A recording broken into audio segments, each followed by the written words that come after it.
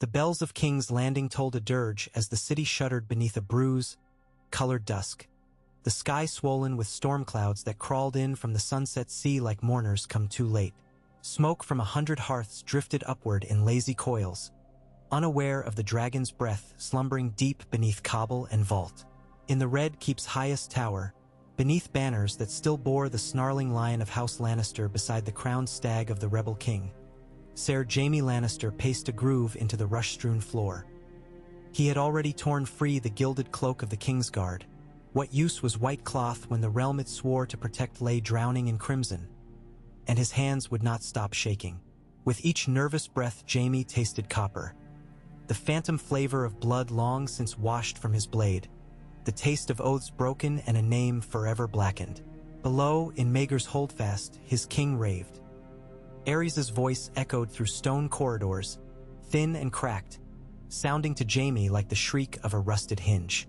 "Burn them all," the Mad King had whispered hours earlier, skin parchment pale, nails clawing. "Burn every rebel knight, every screaming babe, every treacherous lord. Let them choke on green fire and remember that Aerys Targaryen was no man's captive." It had taken 2 pyromancers to still the king's trembling long enough to ink the final glyphs upon the vellum scroll. A single command that would send sparks racing through the hidden veins of the capital. Jaime knew those veins intimately. He had watched over Alysane's vault while Wisdom Rossart bred wildfire like some obscene midwife, and he had walked the dark passages where clay pots lounged in neat pyramids. "Sir." A page hovered by the door, torches dancing in his frightened eyes. "Lord Tywin's host breaches the gate of the gods. The rebels follow." Rebels. A sour laugh slipped Jaime's lips. Robert Baratheon's banners marched beside the lion's own standard, and still Aerys called them traitors. Yet the Mad King's final treason would eclipse any lord's ambition. Jaime could still say nothing. His sword hand itched for steel, but he dared not draw the blade. Kingslayer once would be Kingslayer twice, and there would be no absolution in the second murder, only charred ruins and ash. A rumble shook the floor, as though some monstrous heart had kicked within the hill. Stone dust drifted from the ceiling. Jaime's breath caught. First tremor, he thought. Primer to the charge. If the pyromancers had followed their designs, the blaze would begin beneath the September of Baelor, the holy hill turned pyre, and spread by wormhole tunnels to the Guildhall of Alchemists, to every gate, to Flea Bottom's warrens where the small folk huddled like rats awaiting drowning tide. He whirled toward the page. "Find Varys. Tell him to take the queen and the prince below the dragon pit. And pray to any gods you know that it is far enough." The boy bolted, slippered feet skidding. Jaime strode to the arrow slit, heart pounding as the first screams carried on the wind. Outside the gate of the gods, dust plumed where war horses thundered through broken portcullis irons. Gold and crimson cloaks rippled, a river of Lannister steel carving through streets Jaime once rode in tourneys. But above that tide rose black and gold stags and the crowned stag of Storm's End. Robert's voice, booming and mirthless, shouted for surrender. Jaime could not hear the words, but he could imagine the grin. Then the world turned green. A flower of emerald light erupted at the city's heart, its petals unfurling into a pillar that swallowed the twilight. The September of Baelor vanished in a wink. Columns, rose windows, statues of the Seven bursting like brittle shells, and a roar followed that made the tower sway as if drunken. Jaime staggered. Heat lashed his face even behind stone walls. The guttering torches flared brighter, wild shadows leaping like demons freed. Below, chaos blossomed. Lightning-bright veins of wildfire raced through sewer grates, igniting silk stalls, leaping between shingled roofs. Each explosion birthed another. The Guildhall's copper domes flared, molten metal raining down as fiery sleet. The Dragon Gate spewed an emerald geyser that hurled its blocks clear across the Blackwater rush. Flea Bottom became a cauldron, the very mud between paving stones set ablaze.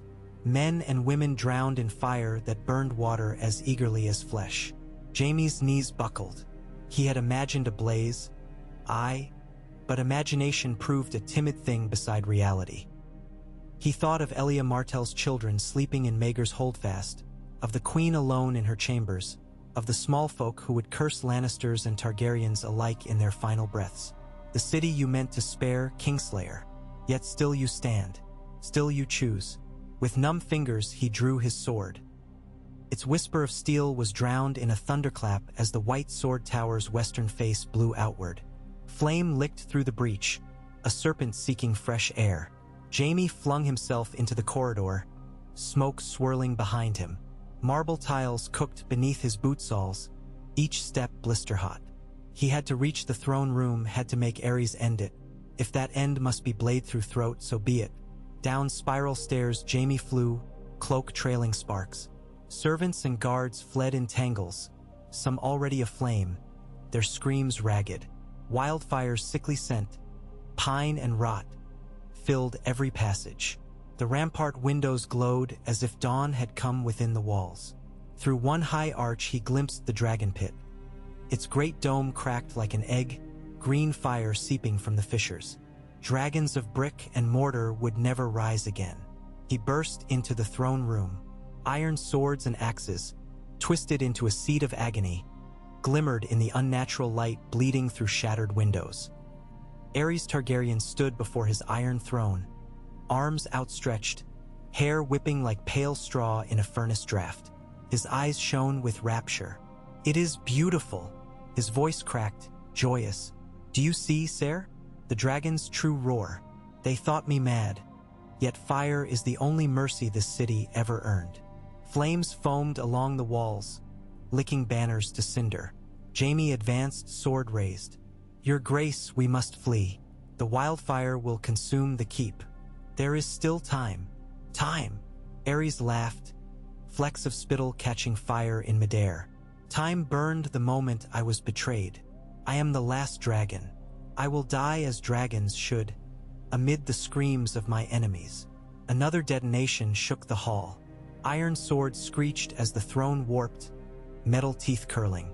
A chunk tore free and clanged to the floor at Jaime's feet. The king never blinked. "I will not leave, sire. Even now the usurper's fat bastard staggers beneath my gift. Let him choke on ash." The sword in Jaime's hand felt impossibly heavy. "And Princess Rhaenys? Prince Aegon?" Smoke thinned his voice. "They choke with him, your grace." Aerys' grin split wider. Better ashes than the usurper's pets. In that instant Jaime knew the choice was not between king and realm, it was between innocence and madness. The seven had weighed his vows, and none could be kept. He lunged, blade flashing. Aerys shrieked, tried to flee, but Jaime's sword found his back between gilded dragon scales. The blade punched through, points bursting crimson beneath the Mad King's chest. Aerys spasmed, drool sputtering fire, and Jaime tore the sword free, severing spine. The king crumpled to his knees, eyes wide, lips mouthing some final incantation. "Burn them, burn."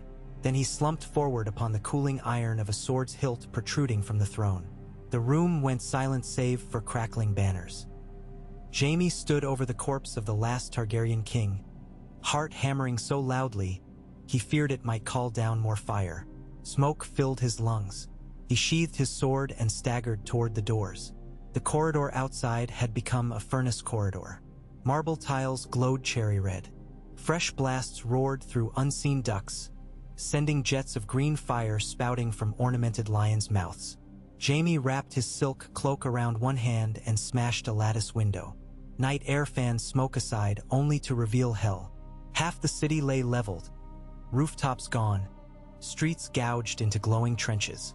The wildfire's emerald glare bled across the Blackwater, turning waves to living jade. Ships anchored off the quay writhed, masts blazing. Screams rose in a wall of sound, indistinct as the surf, yet sharper. Amid the ruin a figure strode, antlered helm catching the sick glow. Robert Baratheon swung his warhammer at phantom foes, bellowing orders none could hear. Even the rebels had no victory, only carnage. At the gates of the Red Keep, Tywin Lannister's vanguard pushed forward, scarlet cloaks flapping. The castle's own outer wall still stood, but cracks spiderwebbed its length. And beneath those cracks the veins still writhed, pots buried in foundations that no sword could reach in time. Jaime clambered out onto a parapet, the stone blistering his palms. If the wildfire beneath the keep reached its full fury, the hill itself might erupt. The queen and her children would be first to die, buried by their own fortress. Jaime hurried along the rampart toward Maegor's holdfast. In the courtyard he found Varys, plump robes blackened by soot, hairless scalp slick with sweat. Behind the spymaster a small procession huddled. Queen Riella, white-faced but unbroken, clutching a linen-bundled infant. Elia Martell with Princess Rhaenys clinging to her skirts. Guards in patchwork armor wielding blades already dulled by heat. Sir Jaime. Varys's voice rasped like paper. Your cloak is black. Aerys is dead. No time for subtlety.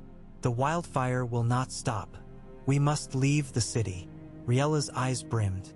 Is there no one to command the flames to sleep? Jaime thought of Aerys's twisted grin, of pyromancers charred by their own art. No, your grace, but the dragon pit's western tunnels open onto the hillside. We can reach the riverbank beyond the walls. Varys nodded. A wiser path than the gate. Lord Tywin's men will seek to protect the royal heirs. His tone made plain that protection and ransom were twin blades. They fled through passages Jaime scarcely knew, corridors reserved for laundresses and tanners. The air grew hotter the deeper they went. At one turn, an iron door bulged outward, glowing, and when it burst, a tide of green flame chased them 20 paces before dying for want of fuel. Rhaenys sobbed. The queen bit her lip bloody to silence her own fear. At last they emerged beneath the broken shell of the dragon pit. The great dome had collapsed inward, ribs of charred steel arching like a dead beast skeleton. Beyond, the hillside tunneled downward, a forgotten quarry path. Jaime led, sword drawn though flame was foe enough. When they reached the outer arch, cool river wind swept over them, and tears he had not felt sting his cheeks. From the hilltop he saw the capital's ruin. The street of silk burned from gate to wharf. What remained of the September of Baelor was a crater lined with molten glass. The holdfast's tallest spire toppled, crashing through the maiden vault and sending stone fragments tumbling in fiery avalanches. Every heartbeat birthed new eruptions, each smaller than the last but no less pitiless. They descended the slope toward the river. Below, the Blackwater Bridge had half collapsed, its center lost in boiling jade. Refugees thronged the banks, some flinging themselves into water that steamed around them, their screams ending abruptly as flame chased beneath the surface. Yet on the southern shore the fires waned. The wildfire's reach was limited by the alchemist's stores. Jaime guided the queen and her train across jagged stone where once the dragon gate had stood. No enemy hindered them, soldiers were too busy dying. On a ledge above the ferry dock, they paused.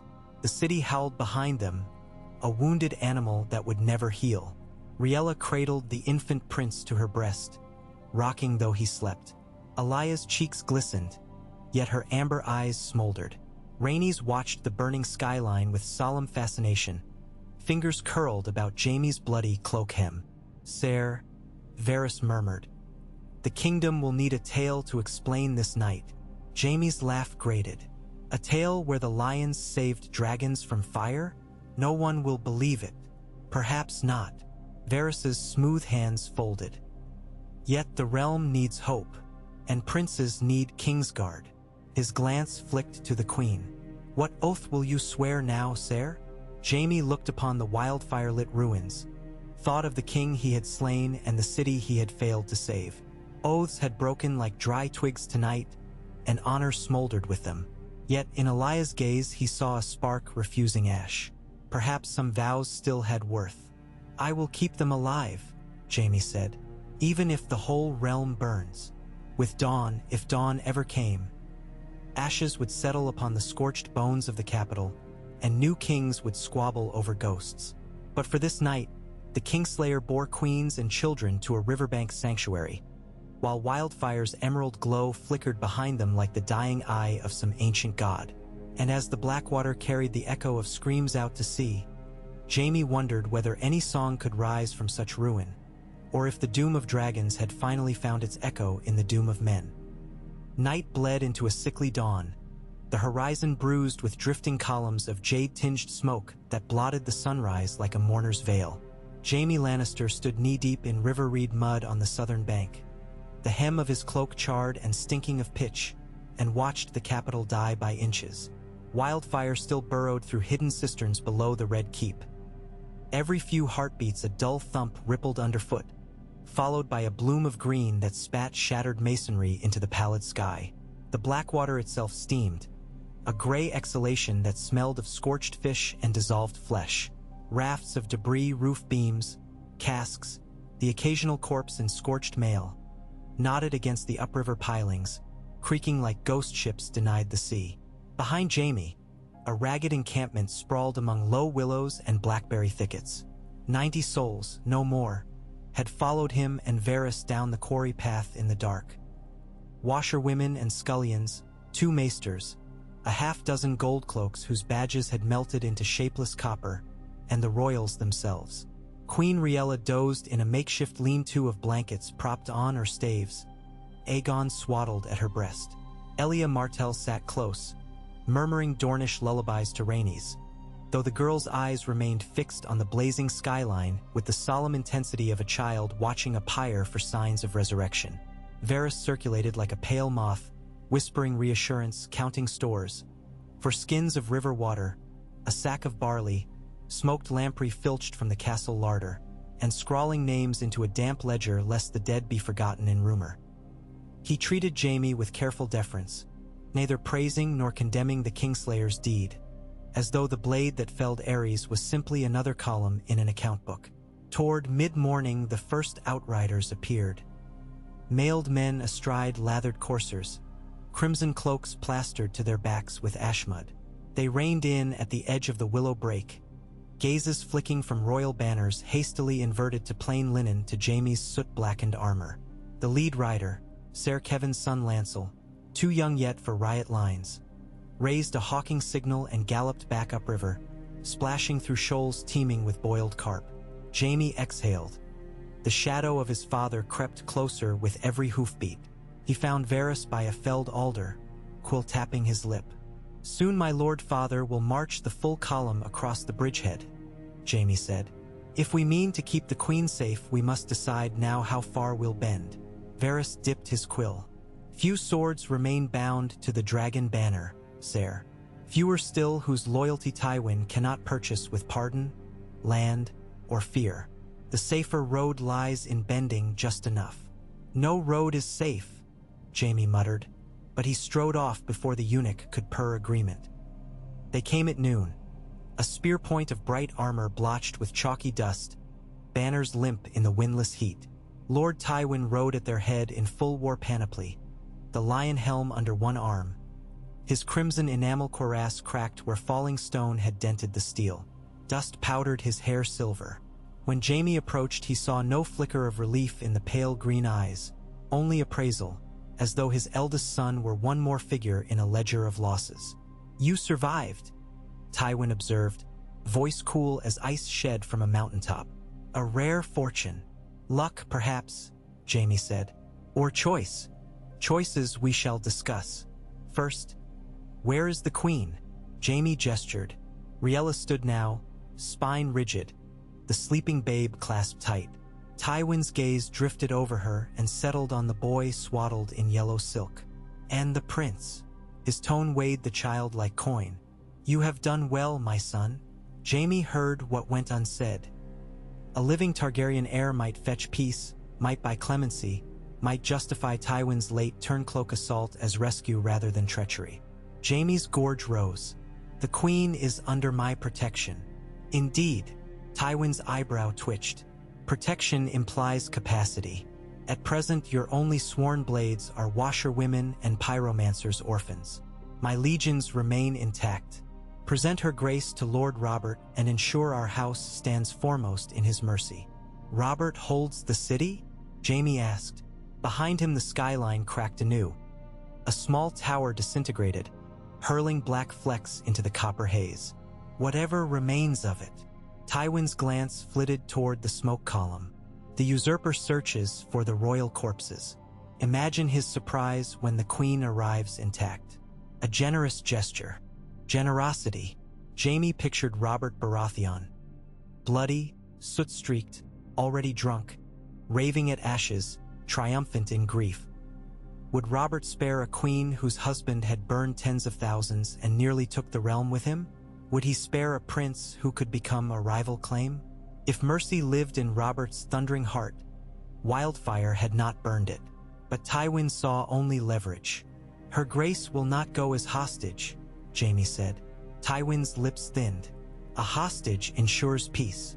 A hostage invites knives. For a moment I mistook you for a tactician.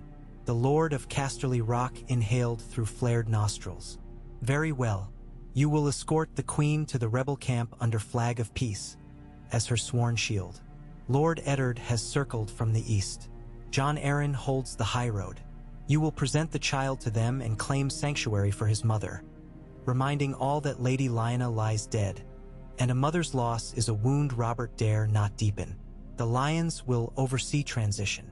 Jaime stared. Sun glare shimmered off the river, and for an instant he saw Ares again, fire reflected in madness. He saw his own blade descending, choosing children over crowns. I will not deliver them to Robert's mercy, nor to yours. Your scruples arrive curiously late. Tywin turned his destrier. When you tire of fantasies, return to court. There is a kingdom to rebuild. He spurred away, cloak streaming. Afternoon heat pressed like a smith's glove. Rivers of sweat cut tracks down Jaime's smoke-smeared cheek. With Varys and Maester Haldane, gray-bearded healer of the Red Keep's kennels, he convened a council beneath bent willow boughs.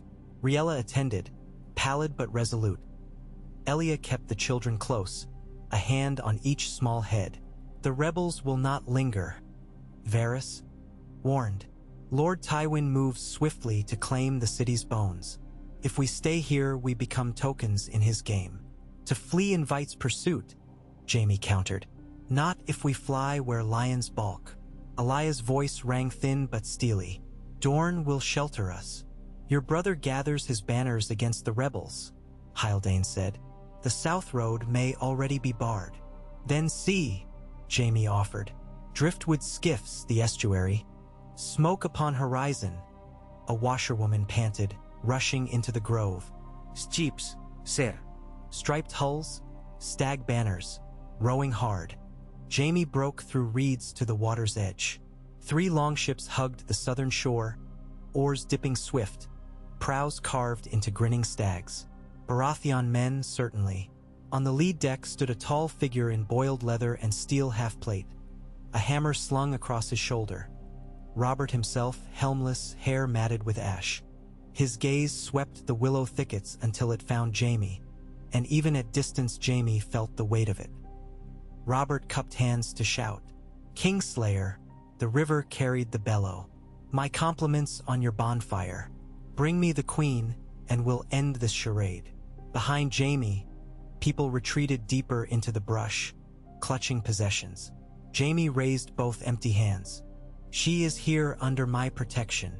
Robert drew his hammer, gesturing with the steel head to the burning city. Protection? You slit the Mad King's throat yet left his wildfire to murder small folk. You serve no crown. His voice cracked on the last word. Yield the royals. Stand Azide. I will not. Jaime's throat felt parched. Your war is won.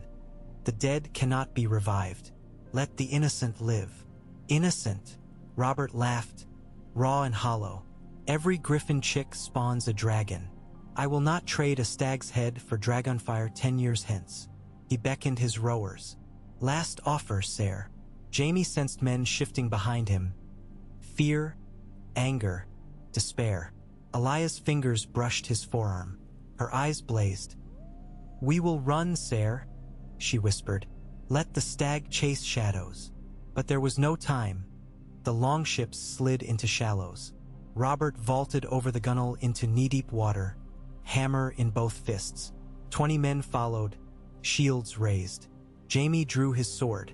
What happened next felt slower than any tourney tilt. Robert slogged forward, each step a small tidal surge. Jaime's tired limbs screamed, yet he planted his boots in muck, blade poised. Then the queen's voice, "Robert Baratheon." Riella emerged from the willows, Aegon in her arms. Her hair hung loose, silver runnels streaked with soot. She stood at the water's very lip, river foam licking her toes. "I beg audience, if honor yet binds you." Robert halted.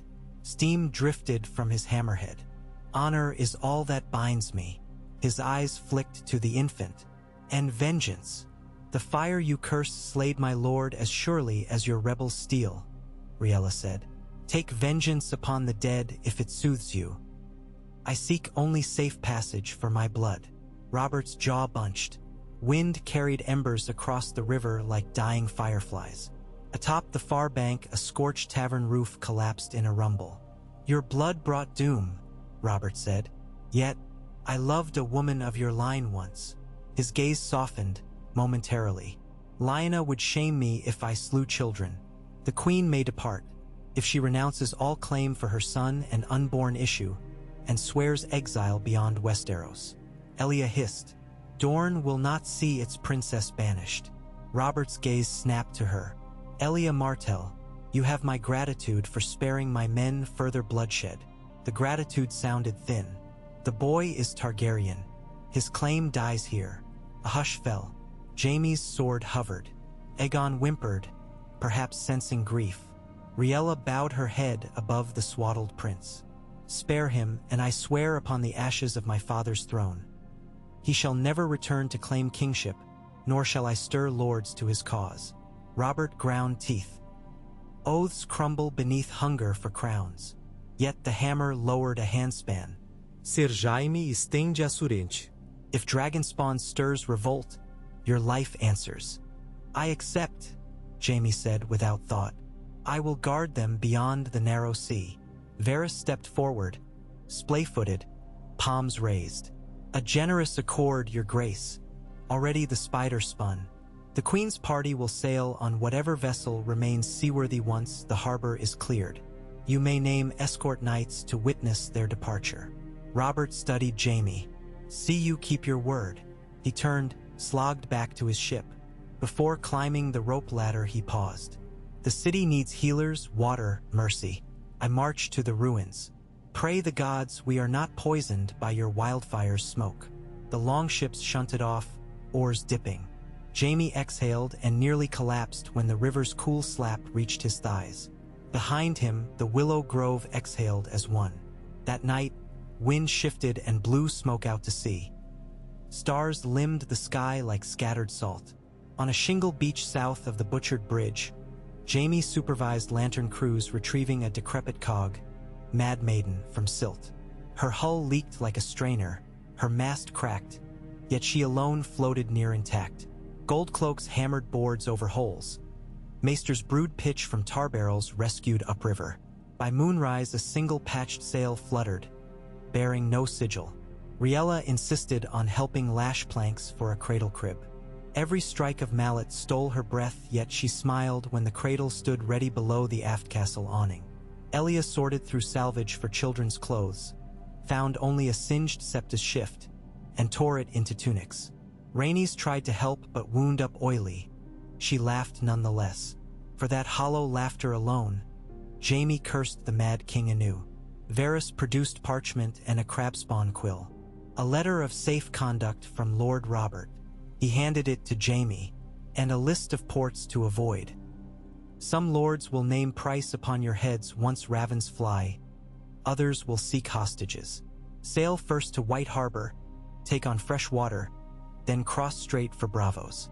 From there, Lys or Tyrosh may hide dragons better than Pentos, whose princes fawn for prophecy." Jaime skimmed Robert's rough scrawl. Ink blotched, words heavy as the hammer that wrote them. He folded it.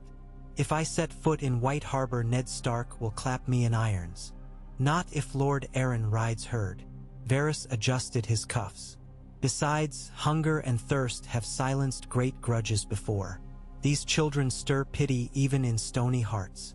"Yet pity fades," Jaime murmured. "Then keep sailing. the eunuch said. Before dawn, torches lined the riverbank. Robert's chosen escort, 20 Stormlander archers beneath Lord Renly, still a boy and half-fitted male. 8 airy men, tall in moon and falcon cloaks, commanded by Ser Vardy's Aegon, and Lord Tywin's detachments, though the Lion Lord himself did not appear. Jaime saw Lancel again, helm underarm, gaze nervously avoiding his uncles.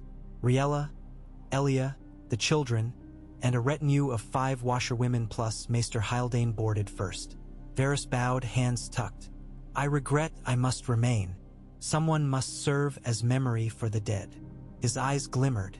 The realm will forget your mercy unless I whisper. Jaime clasped the eunuch's shoulder. Remember that I spared a queen, not betrayed a king. Varys' smile was as thin as parchment. The difference, Ser, lies in who survives to sing. Ropes cast off. The cog drifted, catching sluggish current. Rowers, former goldcloaks, now or slaves to necessity, pulled rhythm from a muffled drum. The ship slipped past the mangled pylons of Blackwater Bridge. From the deck, Jaime saw King's Landing at last without veils of smoke. Half the city gutted, the rest sagging like a giant's corpse picked half clean. Flames still kissed roof ridges, yet the wildfire's emerald glow had waned to ember points. The September of Baelor's crater smoldered, orange veins radiating like cracks in dragonglass. Atop Aegon's high hill, only the ghost of the Red Keep stood, a stump of stone glowing red inside. A final gout of green erupted from the foundation, sending a ruinous sigh across the river. A dying titan's breath. Riella joined him at the rail. A kingdom ends. Her voice was paper. Can another rise from water? Water births many lands, Jaime replied. She touched Aegon's dark crest of hair. He will never know the King's Landing that was. Perhaps that is mercy. Elia stepped beside them, Rhaenys clutching her skirts. Dorne remembers broken cities. Sunspear once drowned in blood, yet now its spires gleam. Her eyes flicked to the ruin. Rebuild or abandon? Both cost. Rhaenys tugged Jaime's gauntlet. Ser? The lions? Will they follow us? Some, he said. Some lions guard, some hunt. We choose which to become. The girl nodded solemnly, as if filing the lesson for later vengeance. They made White Harbor by dusk 3 days hence. Sails patched anew with linen ripped from the Mad Maiden's hold. The sea had washed smoke from their hair but not from memory. Lord Wyman Manderley himself limped to the quayside, jowls quivering, escorted by stark guards in greys and whites. He read Robert's letter twice beneath lanternlight, sighed, and welcomed them to dock, offering bread, salt, and sanctuary until tide changed. Within city walls, the devastation was distant rumor. Merchants peddled oysters, septons sang to bless cod fleets, and rumor of wildfire turning water to green glass fascinated children. Jaime found the normalcy surreal. He refused a guesting at Newcastle, opting to sleep aboard ship with the royals. Each night seagulls cried, wavelets slapped hull timbers, and Jaime dreamt of emerald tongues licking at his boots as he carried children through an endless maze of fire. On the 5th dawn, White Harbor's dockyards rolled Mad Maiden upright for hull resealing. Jaime supervised while maesters dosed the prince for colic. Midway through second bell, a horn blared from the west. A Stark banner approached, galloping. Jaime rode out with 2 harbor guards to parley.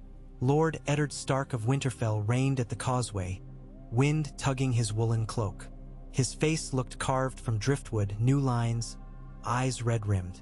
Lyanna's death haunted him still. When Jaime saluted, Stark's jaw clenched. Kingslayer, he greeted, cold fog on steel. Jaime inclined his head. Lord Stark, I come to verify the Queen's welfare. She is safe. And her children? Jaime met the northern gaze. I saved them from the flames your ally kindled. Stark's horse stamped. Robert is king now. He means to end war before seeds sprout anew. By murdering a babe? Ned Stark's silence weighed heavy. I persuaded him to your exile, he said at last. Go far, Ser. If ever you raise banner in that babe's name, kill me first, Jaime finished, weary. I krava no crown. Yet you slew for one. I slew to stop fire. Jaime swallowed. If you judge me, judge also the father you avenged and the sister you lost to pride. Ned Stark's eyes flashed. Speak not of Lyanna. He gripped reins until knuckles blanched. Go, cross the sea. May that be the end. He wheeled his horse and thundered back. Jaime exhaled and returned to dock, heart leaden. The world he knew lay buried beneath a city of ash. This new realm bore grudges like fresh scars. By new moon Mad Maiden rode tides eastward, hold stocked with Manderley cheese, salted wolffish, and a cask of Arbor Red rumored rescued from Tyrell blockade stores. White sails caught brisk wind. Northmen lined the breakwater, watching. Some spat, others offered horn calls. Jaime stood astern beside Elia, who nursed bruises unseen. Beyond the sea, she murmured. Dragons sleep. They died at Summerhall, Jaime said. Or changed shape. She stroked Rhaenys' hair. One day this child will ask why her brother bears no crown. What will you tell her? That a crown is naught but gilded wildfire. Elia's smile was small, bitter. And I will point to scars and ask if she wishes flames anew. Jaime tasted salt on wind, sea salt, not tears, though both stung. Let us write a tale where children live past vengeance, he said. Let us try. Elia's reply was almost a prayer. Weeks slipped into salt spray memories. Off the fingers they outran pirates bearing the 3 ships' broken masts of the Broken Arm Corsairs. South of the stepping stones a tempest snapped their yardarm. A Bravosi trader sold pine spars for half the hold's cheese. Each trial bound crew to cause. Washerwomen learned ropes, gold cloaks became helmsmen. Queen Riella herself stitched sails beneath pale lamplight while Aegon gurgled in a hammock. Nights Jaime told Rhaenys stories of nightly wolves and clever lions that guarded a cave of song from fire drakes. The girl slept clutching a dagger hilt carved from driftwood. At last Bravos rose. Massive titans straddling the harbor mouth, eyes burning lamplight red in mist. Water dancers greeted them with wary bows. The Sea Lord's harbor master read Robert's letter, raised an eyebrow, and granted a single pier at the Ragmen's harbor. Landing tax drained their coin purse. Yet the cobbled lanes smelled of saffron and new beginnings. Within a fortnight Varys' whispers, carried by gull, trader, and rumor, reached them.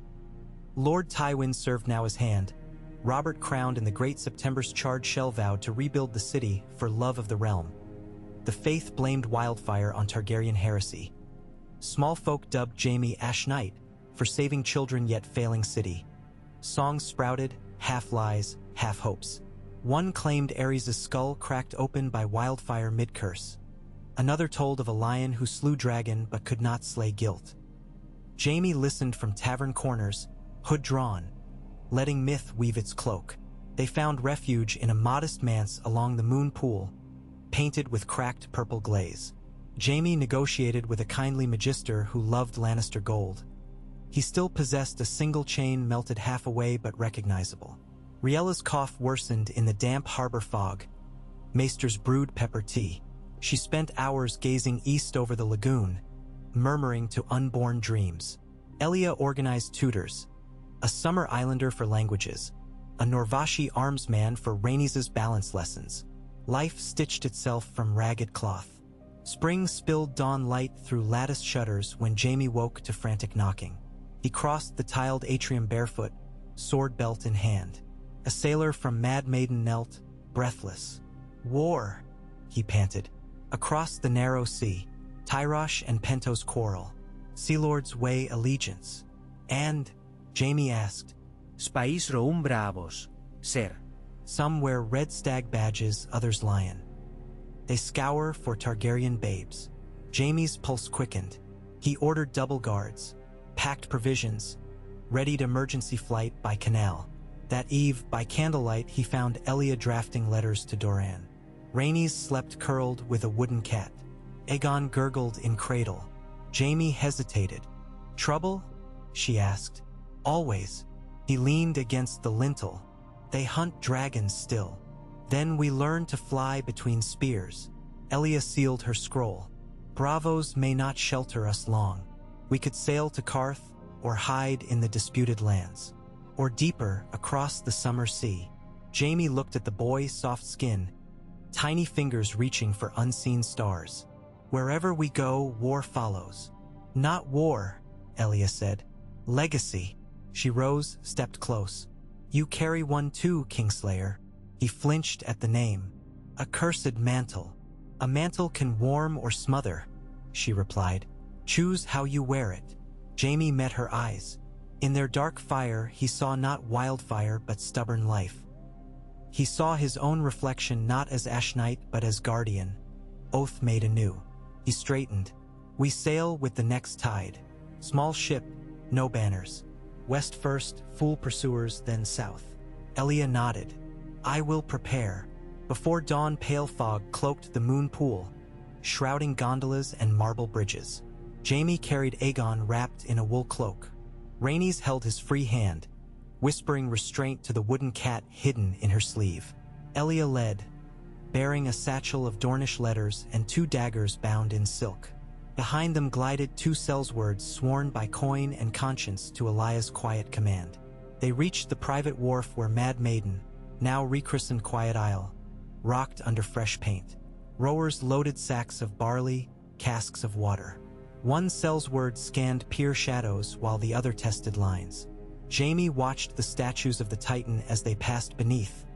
Its burning braziers flickered like watchful eyes. Halfway to the outer lagoon, a foghorn bellowed, deep, mournful. A galley loomed ahead, oars shipped, hull painted black. On her forecastle hung a lantern bearing the crowned stag. Jamie cursed. Oars hard starboard, but quiet I'll turn slow. A voice rang across water. In King Robert's name, heave to and prepare for boarding. Elia's knuckles whitened on the rail. Riella, pale and feverish, staggered from the cabin at the commotion. Her cough barked. Jamie drew sword. The steel whispered like memory. Rowers strained. Quiet I'll angled toward a maze of mooring pylons where larger galleys dared not follow. Arrows hissed from the black galley, skimming water. One thunked into mast. Jamie stood before the queen, blade raised, cloak spread. A second galley cut across their bow, its sails crimson. The Lion of Lannister roared upon the canvas. Jaimes gut kulit. Tywin's Reach had found them. Boarding hooks sailed. Jamie hacked one free, another caught the rail. Sellswords met the first boarders. A Lannister sergeant in half-mail. A clash of steel, screams swallowed by fog. Jamie felt water spray his face. Rhaenys shrieked. Aegon wailed. Time slowed once more. Jamie's sword arced, parried, thrust through mail rings. Blood slicked planks. He glimpsed Elia lunging, slit one boarder's throat. The queen huddled against the mast, body shaking in fever. Suddenly a horn sounded, Braavosi harbor wardens. Outraged, a salvo of quarrels rained upon both galleys. The Red Lion galley loosed lines, backing water rather than incur Sea Lord wrath. The Stag galley likewise withdrew, cursing. Hooks yanked free, splashes echoing. Quiet I'll drifted, hull scarred. 2 sellswords dead. 1 washerwoman struck by arrow.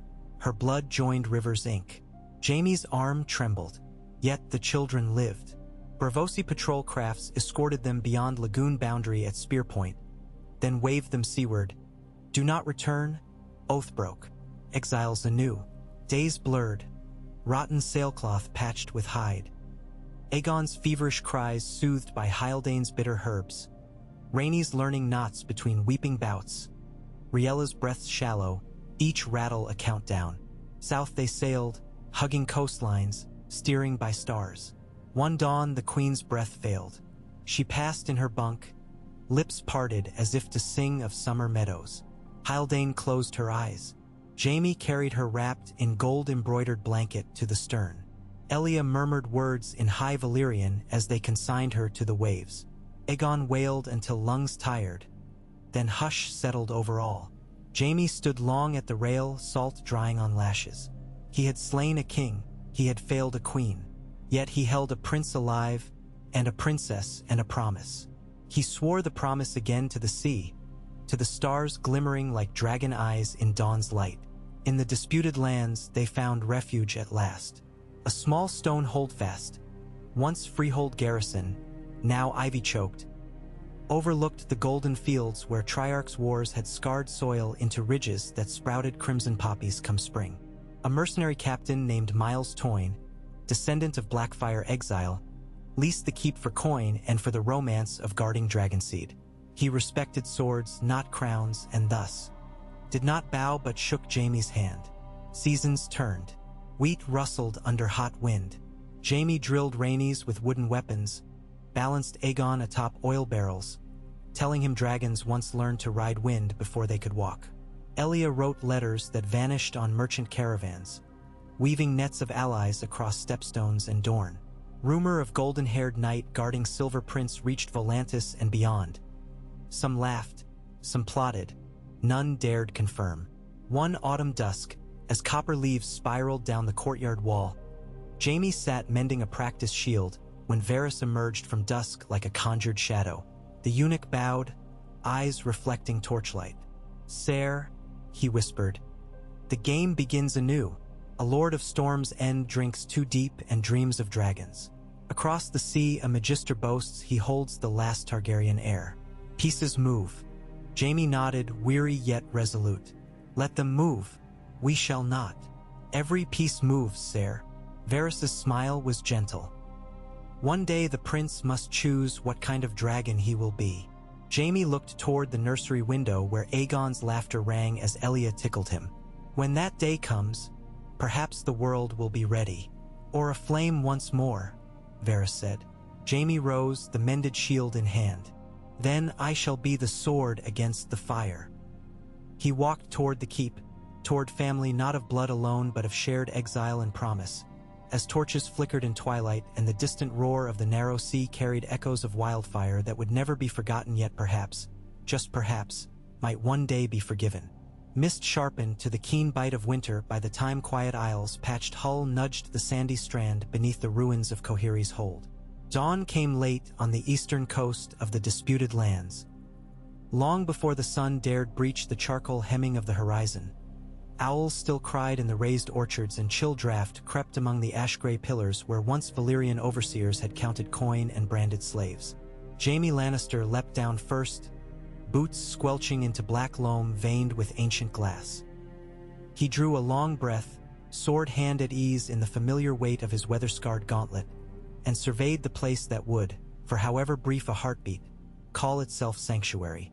They had chosen the hold precisely for its desolation. The old freehold bastion had fallen 2 centuries past, when the Giscari plague wafted up from the south and the dragon lords fled, leaving only charred lintels and overgrown cisterns. No banner claimed it. No free city cared to restore it. Pirates skirted the shallows, unnerved by legends of stone men prowling its silted docks. To Jaime, those grim rumors were gold set loose upon the wind. The more fear whispered, the less swift would come pursuit. But fear alone would not hammer shutters nor mend roofs nor bury the ghosts that now belonged to them. He turned as light footsteps pattered across the gangplank. Rhaenys darted forward, cloak flaring, wooden practice knife tucked in her belt. 11 years had not blessed her with the frail obedience the Septas once demanded. War and exile had carved out of the princess a willow-honed will, and the glint in her violet eyes now hinted at steel. She pointed toward a toppled watchtower half-veiled in creepers. "Is that yours to claim, sire?" Jaime followed her gaze. "If we can keep the roof from falling, I'll keep it." Rhaenys dashed ahead, boots silent on carpet moss. Her laughter cut the dawn air, a sparrow's trill in a field of crows, and Jaime let it echo unchallenged. Childhood salvaged in wartime was a coin rarer than dragons. Behind him, sailors worked like ants, running lines to a barnacled bollard and handing crates of salted wolf fish down the chain. Maester Hildane directed 2 washerwomen hefting a dun-colored chest that sloshed faintly. Hyssop distillate for Riella's cough, though the queen lay now in the belly of the Rhoyne, far from mortal remedy. Elia Martell emerged last, veiled in a desert-red shawl, babe at her hip. The boy, no longer swaddled pink and wailing, tracked every movement with sharp lilac eyes.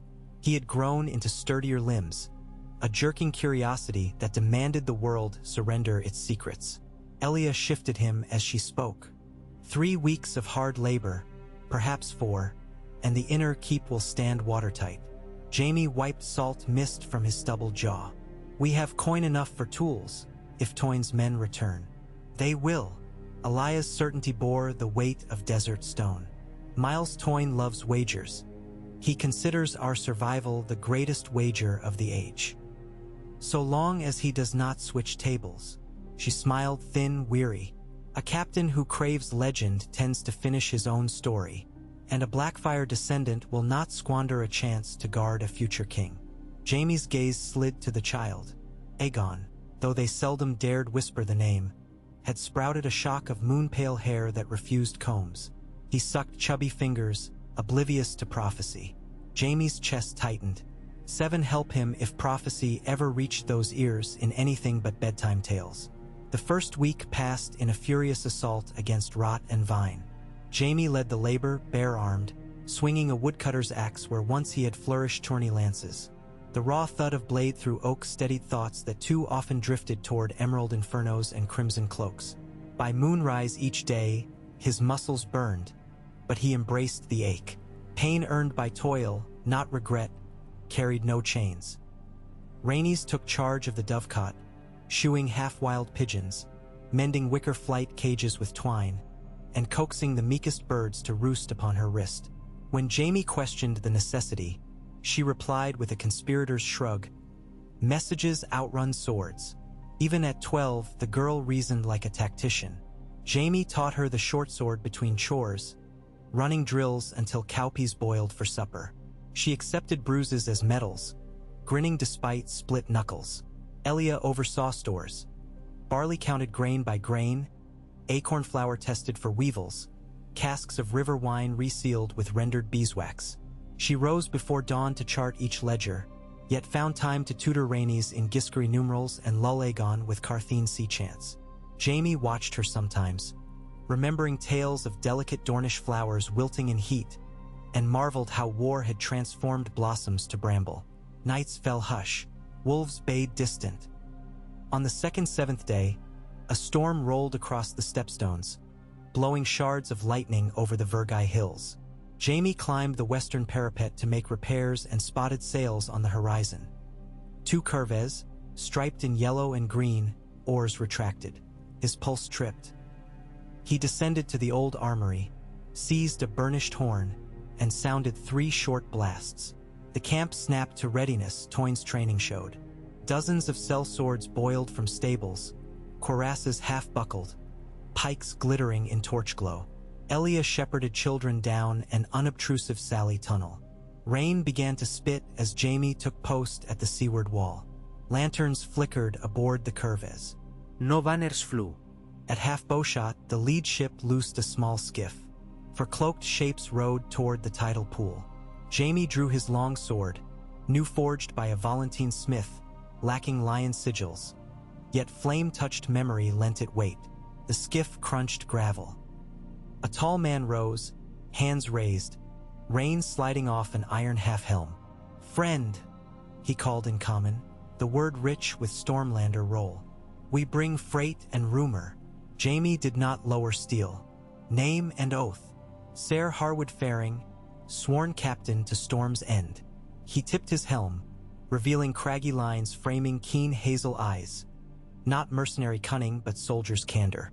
"I bear letters for the Lady Elia Martell and her sworn shield." Jamie felt distant ice spider through his gut. Storm's End, Robert's seat. Yet Faring's voice lacked triumph. Jamie beckoned 4 outriders with crossbows. The visitors were conducted beneath dripping archways to the half-repaired hall. Elia emerged from the tunnel, daggers still sheathed but palms speckled with damp soil. Rainey's lurked behind a column, eyes narrow as a cat's. Ser Harwood produced 2 wax-sealed parchments, both stamped with a stag sigil but tinted azure, not Baratheon gold. Jamie recognized the device, Renly's personal seal. He sliced one open. "My good Ser Jamie, news rides swifter than crows in these parlous years, yet truth limps behind fables. I write with tidings troubled and sincere. The King Robert lies abed these 3 moons, stricken with a wound turned black. Some claim poison upon the boar tusk that gored him. Some speak of sorcery. Maesters mutter, but the crown teeters, and tempers quicken all around the Iron Throne. Lord Tywin Lannister now serves as regent with my brother Stannis to command the fleet. Rumors about the Dragon Prince kindle new hatreds. The hand would wring the realm like a cloth to find you, but the realm itself frays. If by chance you yet live, keep the boy hidden. I entreat you, do not trust ilks who promise thrones. My brother Stannis sends this convoy under my seal alone, bearing coin, grain, and medicines. Use them or cast them in the sea, but know at least one man in the 7 kingdoms prays for peace before crowns. 7 guide you, Renly of the Kingsguard. Jaime read the lines twice. Rain hissed upon the broken skylight like snakes in grass. Elia opened her letter and scanned swiftly, lips thinning. Prince Renly pleads caution, she said, voice low. He offers safe harbor at Storm's End if we flee the Stepstones. Jaime grunted. Storm's End sits under Stannis' eye. Can we believe Renly acts without the Elder's sanction? Faring, standing hatless in the hall's center, spoke quietly. Lord Renly moves by kindness, sire. His brother Stannis moves by law, but law now twists like a briar, and even Stannis admits the realm bleeds from too many edges. Jaime studied the captain's steady gaze. Truth rang there, or something so near to truth that lies found no purchase. He felt old walls within him bow slightly.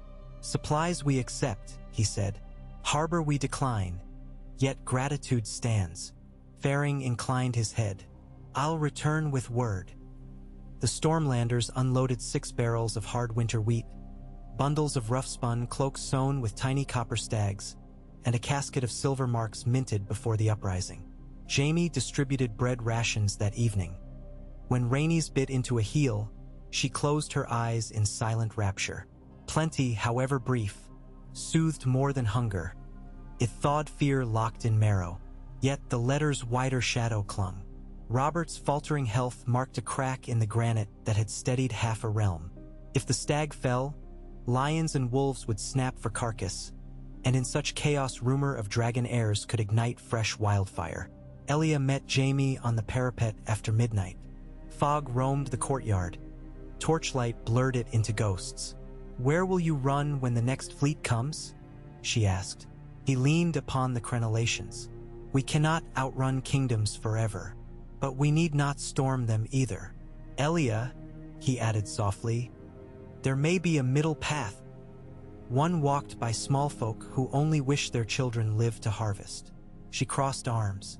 A prince never walks unseen, sire, not when the world searches for dragon smoke. Then let us raise no smoke. Jaime's voice rasped. If prophecy demands flame, prophecy can choke upon its own ash. Elia eyed him long. Finally, she nodded once. Tomorrow we begin teaching Aegon a new name. He will be Egg, like the hedge knight squire of song. Let him grow first, before crowns weigh his dreams. Jaime felt breath he did not know he held escape into the night. So Egg he became. For 2 turning years, the boy toddled along sun-cracked courtyards chasing lizards, learning Rhoynar lullabies, calling Jaime Ser Gold. For the braid of pale hair, he had begun binding to forget the Lannister warcrest. Rhaenys served as guardian sister, teaching him to balance on rubble beams, to whistle through thumbs, to feed pigeon messengers grain from palm. Elia spun lessons of letters and histories by dusk lantern. The boy giggled through tales of fools who sought crowns and lost shoes instead. During those years, the world beyond indeed cracked. Robert Baratheon died. Some said rotted from within. Some said his wine had been sweetened with widow's blood. Stannis assumed the Iron Throne by claim of law, yet Tywin Lannister's legions voiced only grudging fealty. That chill fissure birthed skirmishes along the Mander, trade wars across the Reach, and quiet malice in broadsheets that painted Stannis' seal as a hollow stag bled dry. Varys' whisper network, still feeding Jaime through Toyne, reported worse. Queen Cersei, gold of hair, green of heart, had birthed a son whose features bore no mark of stag. Rumor branded him lion cub. The faith militant grumbled, but Tywin's coffers fed them sermons of silence. Across the narrow sea, sell-sail taverns pulsed with wagers about which king or regent would strike first, and talk of a hidden dragon prince set drunken tongues wagging. One sweltering summer twilight, Miles Toyne returned from Volantis bearing a rolled tapestry. It depicted a silver-haired youth standing before a smoking city, sword wreathed in green flame. Below, stylized wolves knelt while lions burned. Toyne hung it in his quarters and toasted the wager of ages. Jaime tore it down within the hour and burned it in the cistern furnace. He did not sleep that night. Autumn's first chill found Jaime and Rhaenys sparring on the weed-strewn tourney yard. Its stands long collapsed, yet ghosts of applause lingered in cracked stone. Rhaenys wielded a blunted Arak Toyne had gifted, curved bite offsetting Jaime's longer reach. She slipped under his guard, flicked the flat against his ribs, and danced away laughing. Sweat plastered her dark hair. Storm clouds haloed her silhouette. "Again," she demanded. "We pause," Jaime countered, chest heaving. "Your footwork outruns mine. You've grown old, Ser Gold." She offered a conspiratorial grin the Mad King might have envied for brightness. Jaime's stern mien cracked. Thunder rolled distant, heralding tempest. As they gathered practice gear, Jaime glimpsed figures galloping hard up the coastal trail. Toyne at the fore, cap streaming. Dust spiraled from hooves. By the time riders clattered into the courtyard, laborers lined battlements, crossbows notched. Toyne dismounted, breath ragged. "Purple sails off the spit," he rasped. Luzini Vakok. "They fly no royal banner, but holds brim with sellswords and priests." Elia emerged, Aegon perched upon hip. "Priests, red ones," Toyne spat, "followers of the Lord of Light. They burn lepers to scry the seas." Jaime's stomach nodded. He had heard of fire priests who claimed dragons were divine sparks. A silver-haired boy would stoke their zeal like tinder. How close? 2 hours with fair tide. Jaime scanned the keep. Walls stood stout thanks to toil, yet stores lay scant, archers few. A siege they could weather, perhaps, but any breach risked catastrophe. Witchfire spells against which stone offered no reprieve. Decision flared crisp as steel. "Evacuation," Jaime ordered. "Children and non-combatants load onto Quiet Isle. We scuttle if pursued. Fighters stay to blind the priest's eyes." Elia's brow furrowed. "They will raise the hold. Stone can be rebuilt," Jaime said. "Lives cannot." Toyne barked orders. Chaos unfurled. Crates shuffled, ropes creaked, hooves thudded in stables. Jaime knelt before Aegon, who peered wide-eyed at the swirl of urgency. "Egg," he said softly. "You sail with your mother. You'll guard her, The boy nodded solemnly. Jaime ruffled his hair. He rose to Rhaenys, whose jaw set like tempered steel.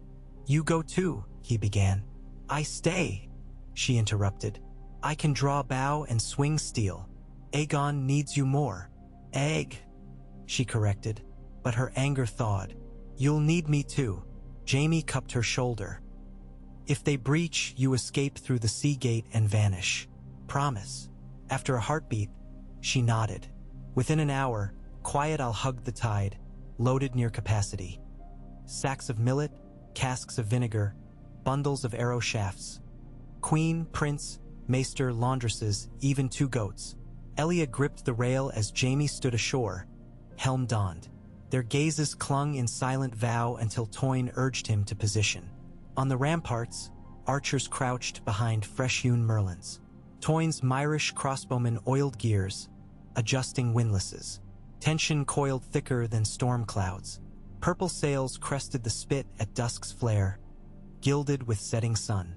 Cymbals clanged aboard. Jaime glimpsed orange tongues of torchlight licking a masttop brazier, a beacon of zeal. The cog anchored just beyond catapult range. Longboats splashed, bearing armored zealots in lacquered scale the hue of dried blood. At their head strode a tall woman in scarlet robes, steel mask shaped as a serene maiden, twin rubies glowing where eyes should gleam. Toyn cursed. Fire mage. Jaime raised a hand. Archers leaned, but arrows stayed for now. On the strand, the red priestess planted a blackened staff, its tip writhing with carved serpents. Her voice drifted across the hush, amplified by unnatural wind. Servants of shadows, the night is long. Surrender the child of flame. He must rise in light purified. Jaime stepped atop the barbican. No child here belongs to flame.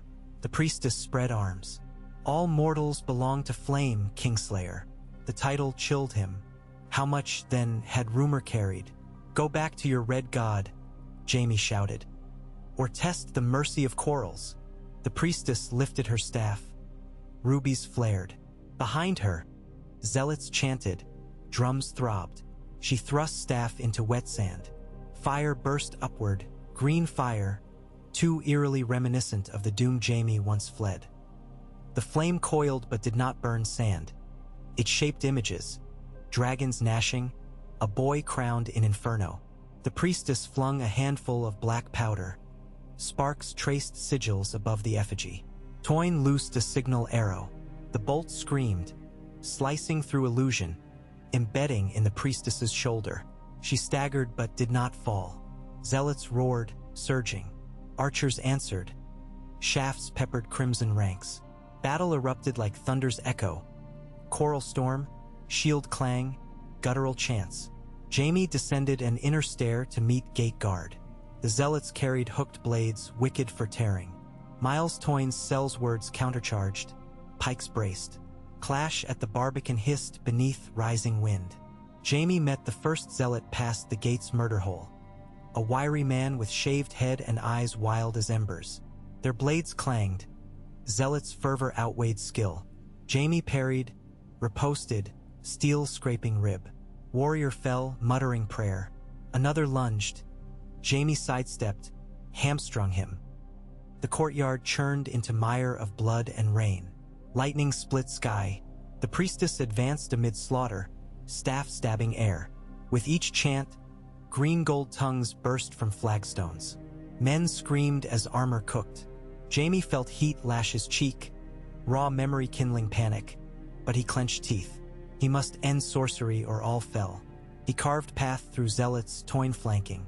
At 10 paces, the priestess pivoted, rain painting her mask eerie sheen. She extended palm. Ruby glowed. A ribbon of flame whip-snaked toward Jaime. Reflex hurled him aside. Flame grazed pauldron, paint blistering. He rolled, came up under her guard, long sword arcing. Metal rang on obsidian staff. Sparks hissed rain. She was stronger than her slender frame suggested. Staff met sword thrice in rapid breath. Toy. Any feinted left. Jaime pressed right. The priestess swept staff low, tripping Toyn. Jaime ducked, lunged high. His blade bit through scarlet silk, carving shallow across rib. She hissed, sound more serpent than woman, and retreated, blood steaming against rain. Zealots closed, but their zeal faltered at mortal wound of their prophet. Toyn scrambled up, drove spear through one. Jaime advanced, but the priestess raised her hand to the brazier of wildfire still burning by gate.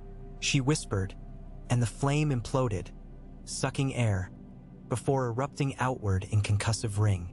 Jaime flew backward, ears ringing, world spinning. He hit stone, tasted copper. When sight cleared, the priestess staggered atop gate rubble, staff half broken. She spoke one word, obscure Valyrian, and slashed ruby from mask, hurling it skyward. The gem burst midair in blinding flash, scattering embers that guttered upon stone and flesh alike. Zealots wailed, clutching smoking eyes. Toyn cursed, shielding face. Amid chaos, the priestess limped to shoreline, vanished into surf where a longboat awaited. Zealots broke, fleeing toward tide. Archers fired, but rain swatted arrows astray. Within heartbeats, only corpses, steam, and stench remained. Dawn bled gray over battlements. Jaime stood amid ruin, vision fuzzy from smoke and sleeplessness. Toyn approached, arms sling-bound. "We hold," he croaked. "For now." Jaime replied. He scanned for Rhaenys. She emerged from behind a toppled cart, streaked with soot, bow still strung. Their eyes met. Relief thumped his chest. Yet one thought clawed above relief. The priestess had named him Kingslayer. Their cover, however threadbare, lay now torn wide. Where red priests hunted, whispers followed swift. Where whispers flew, bounties sprouted like mushrooms. Quiet I'll never returned. A brace of selsloops found her charred shell weeks later off the Isle of Cedars. Survivors' accounts came in fragments. Lyseni galleys, a storm of flaming arrows, Elia's defiant scream as she ordered Egg into the hidden skiff. Of the Queen's party, none were seen again, though Miles Toyne insisted fishermen plucked a child with silver hair from Flotsam and smuggled him upriver. Jaime clutched that scrap of hope as one might clutch splinter amid shipwreck. He consigned the holdfast to fire, scattering ashes to ensure no relics guided zealots back. With Rhaenys and a bare handful of loyal sellswords, he vanished inland, adopting guise of hedge knights chasing mercenary coin. Nights they camped under olive groves, sharing flatbread and silent prayers. Jaime taught Rhaenys to speak with peasant lilt. She coached him in northern slang gleaned from sailors' tales. They became phantoms. Years crawled. They fought for Tyroshi princes against Myrish corsairs, collecting scars and rumors. Jaime refused to don Lannister crimson. His surcoat bore only muted bronze, tarnished to anonymity. Rhaenys blossomed into warrior grace, her arak now sharpened for true cuts, her bowstring thrumming across stepstone skirmishes. She wore hair tucked beneath helm, yet violet eyes betrayed secret lineage to those who peered too long. So Jaime taught her the value of lowered gaze and swift departure. In Volantis they crossed paths with an old friend in a new cloak. Varys, disguised as corpulent spice vendor, greeted them in an alley heavy with pepper smoke. His whisper carried shivering tidings. Stannis dead on Blackwater Rush, Tywin slain by Mizshot Quarrel, the realm fracturing anew. Highgarden crowned a boy king with rose sigil. Riverrun carved independence. The faith militant sharpened swords under a high septon who dreamt of holy dragonfire purging sin. Jaime laughed. A rough, bitter sound. Crowns breed quicker than rabbits. Rabbits rarely gnaw entire kingdoms, Varys murmured. Then, voice lower, I have learned of a boy hidden in the red mountains of Dorne. Silver hair shorn close, eyes pale as winter stars. Safe, for now. Joy coiled inside Jaime, bright and terrible. Egg lives. He saw Rhaenys' shoulders slacken as tears glimmered unspilled. He lives, Varys confirmed, but peace does not. A Sellsword company styles him Morningstar, rightful heir. They raise banners in secret. The eunuch's gaze pinned Jaime. Will the Kingslayer remain ghost, or shape storms anew? Jaime felt weight of years press. Oaths broken, oaths reforged. He had sworn to keep the children breathing, no matter what crowns rusted. And yet breath alone no longer sufficed. A hunted life stunts hearts. He looked to Rhaenys, war-hardened, unbowed, her eyes pools of burning dusk. She would follow where he led. Egg waited in mountains, perhaps dreaming of stories Rhaenys once told across dark water. A path unfurled in his mind, dangerous, lined with graves, but perhaps the only road left where mercy could outrun wildfire. A dragon prince raised not in courts but among stone and sky, taught by knights who knew both glory and ruin, might wear crown like tempered steel rather than gilded tinder. Jaime drew breath. We ride for Dorne, he said. Rhaenys' answering nod was a blade unsheathed. Varys bowed, a shadow stretching. Then the game begins anew. They slipped from Volantis before dawn, heading west along ghost roads lit by dying stars, carrying with them hushed names, half-remembered vows, and one final hope that when Dragonfire next lit the sky it would burn not to destroy, but to forge. If destiny refused mercy, Jaime Lannister would teach mercy to destiny, even if his own heart must lie upon the anvil.